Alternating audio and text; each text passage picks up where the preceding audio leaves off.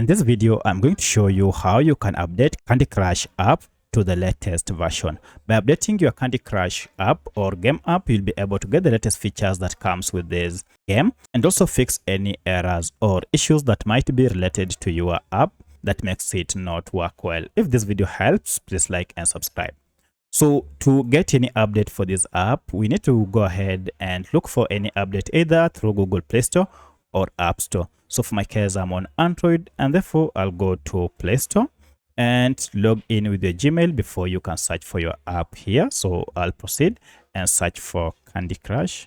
And as you can see, we have the app here. If I tap on it, you can see we have an update. So this means I've been using an outdated version of Candy Crush and I might be missing out on very important updates. To get the update, go ahead and tap on update. And this will download the latest version of Candy Crush and then install it on your smartphone, replacing the older version.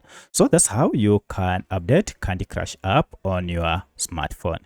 If you have any other question, kindly let me know in the comment section. Otherwise, thanks for watching and let's meet in the next video.